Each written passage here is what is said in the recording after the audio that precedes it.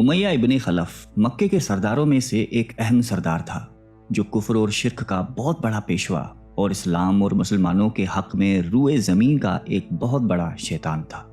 ایک دن اس کو پتا چلا کہ اس کے کسی غلام نے بتوں کو پوجنے سے انکار کر کے کسی اور کو معبود بنا رکھا ہے۔ اس نے غلام کو فوراً بلا کر یہ پوچھا کہ میں نے سنا ہے کہ تم نے کوئی اور معبود بنا لیا ہے، سچ سچ بتاؤ کہ تم کس کی عبادت کرتے ہو؟ غلام نے کہا کہ محمد صلی اللہ علیہ وآلہ وسلم کے خدا کی۔ امیہ غصے سے لال پیلا ہو گیا اور کہنے لگا کہ محمد کی خدا کی پرستش کرنے کا یہ مطلب ہوا کہ تم ہمارے مقدس بتوں کے دشمن بن گئے ہو۔ سیدھی طرح راہ پہ آ جاؤ ورنہ ذلت کے ساتھ مارے جاؤ گے۔ میں یہ ہرگز برداشت نہیں کر سکتا ہوں کہ تم بتوں کی پوجا کرنے والے کے غلام رہ کر محمد کے خدا کی پرستش کرو۔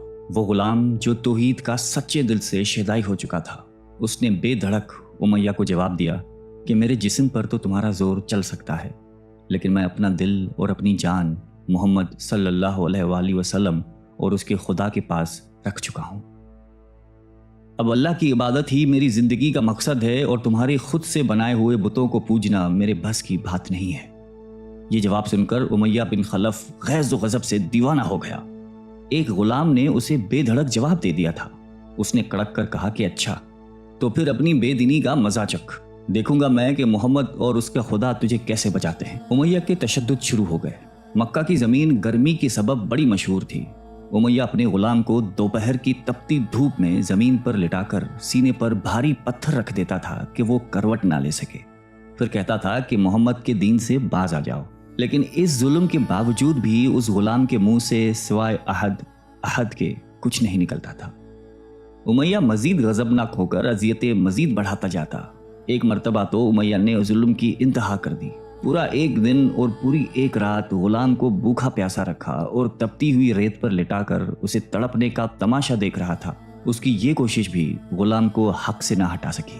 آخر تھک ہار کر امیہ نے مکے کے بدماش لڑکوں کو بلایا اور ان سے کہا کہ اس غلام کو اتنی اذیتیں دو کہ یہ محمد اور اس کے خدا کا نام لینا بھول جائے۔ یہ لڑکے امیہ کی خوشی حاصل کرنے کے لیے اس بے بس غلام کو بری طرح مارتے پیٹتے تھے، جسم کے کپڑے اتروا کر لوہے کی چادریں پہنا کر تپتی دھوپ میں کھڑا کر دیتے تھے، لیکن غلام کی زبان سے احد کے سوا کچھ نہیں نکلتا تھا۔ اسلام کی راہ میں یہ بے پناہ اذیتیں سہنے والے صحابی کوئی اور نہیں بلکہ حضرت بلال حبشی رضی اللہ تعالیٰ عنہ تھے۔ انہی ظلم و ستم کے دوران ایک دن حضرت ابو بکر صدیق رضی اللہ تعالیٰ عنہ کا ادھر سے گزر ہوا۔ آپ رضی اللہ تعالیٰ عنہ نے امیہ سے فرمایا کہ اے امیہ، اس بےکس اور مظلوم پر اتنے ظلم و ستم نہ کر، اس نے تمہارا کیا بگاڑا ہے؟ وہ خدائے واحد کی عبادت کرتا ہے، اگر تو اس پر احسان کرے تو یہ احسان آخرت میں تیرے کام آئے گا۔ اس پر امیہ نے نہایت حقارت سے کہا کہ میں تمہاری اس خیالی آخرت کے دن کو نہیں مانتا، جو میرے دل میں آئے گا میں تو وہی کروں گا۔ صدیق اکبر اس جواب پر کافی افسردہ ہوئے، لیکن پھر بھی آپ رضی اللہ تعالیٰ عنہ نے اسے سمجھایا کہ اس مظلوم پر ظلم و ستم کے پہاڑ توڑنا تیری شایان شان نہیں ہے، جس پر امیہ نے تنگ آ کر کہا کہ اگر تم اس کے اتنے ہمدرد ہو تو اسے خرید کیوں نہیں لیتے؟ حضرت ابو بکر صدیق جھٹ تیار ہو گئے اور فرمایا کہ بولو کیا دام لوگے؟ امیہ نے کہا کہ تمہارے پاس ایک غلام ہے جس کا نام فسطاط رومی ہے، وہ مجھے دے دے اور اس کو لے جا۔ حضرت ابو بکر صدیق رضی اللہ تعالیٰ عنہ فوراً ہی راضی ہو گئے، جبکہ امیہ کا خیال تھا کہ فسطاط ایک نہایتی کارآمد غلام ہے جس کی قیمت زیادہ ہے اور حضرت ابو بکر صدیق رضی اللہ تعالیٰ عنہ اسے دینے سے انکار کر دیں گے، مگر آپ فوراً راضی ہو گئے۔ تو امیہ کو سخت مایوسی ہوئی اور اس نے ساتھ ہی 40 اوقیہ چاندی کی فرمائش کی۔ اسے بھی حضرت ابو بکر صدیق رضی اللہ تعالیٰ عنہ نے بخوشی ادا کر دیا۔ حضرت بلال رضی اللہ تعالیٰ عنہ کو ساتھ لے کر دربار رسالت میں حاضر ہوئے اور سارا ماجرا کہہ سنایا۔ آپ صلی اللہ علیہ وسلم نہایت ہی خوش ہوئے اور فرمایا کہ ابو بکر، اس کار خیر میں مجھے بھی شریک کر لو۔ صدیق اکبر رضی اللہ تعالیٰ عنہ نے فرمایا کہ یا رسول اللہ، میں اسے خدا کی راہ میں آزاد کر چکا ہوں۔ یہ سن کر زبان رسالت سے صدیق اکبر رضی اللہ تعالیٰ عنہ کے لیے کلمہ رحمت جاری ہو گئے۔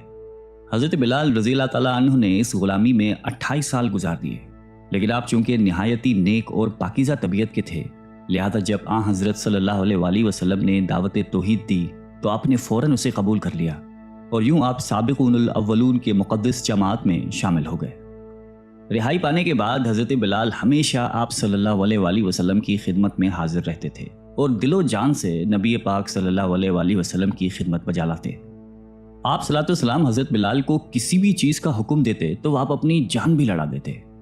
غزوہ بدر سے لے کر غزوہ تبوک تک تمام غزوات میں شامل رہے، لیکن حضرت بلال کی اسلام کے لیے سب سے بڑی خدمت اور ان کے لیے سب سے بڑی سعادت اسلام کا سب سے پہلا مؤذن ہونا ہے۔ ہجرت کے بعد جب مسجد نبوی صلی اللہ علیہ وآلہ وسلم تعمیر ہوئی تو آپ صلی اللہ علیہ وسلم نے آپ کو اذان دینے کا ذمہ سونپا۔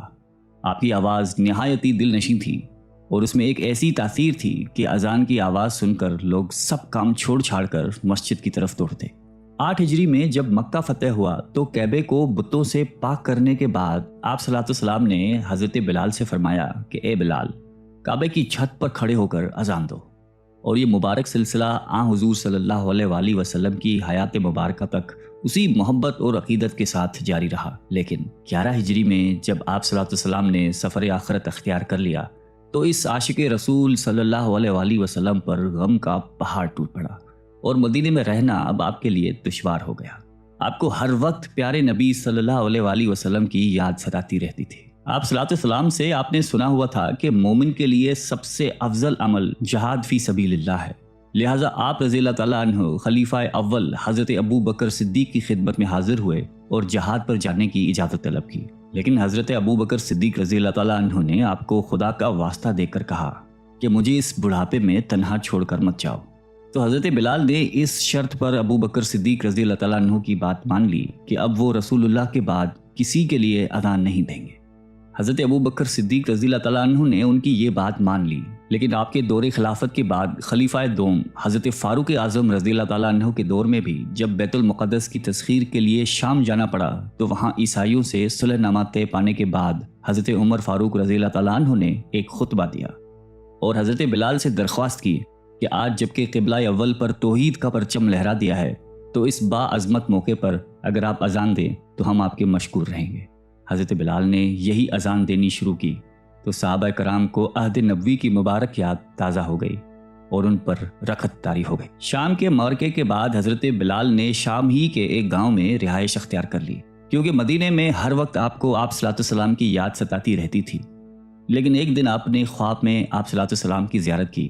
آپ ان سے فرما رہے تھے کہ اے بلال، کیا ابھی وقت نہیں آیا کہ تم ہماری زیارت کے لیے آؤ؟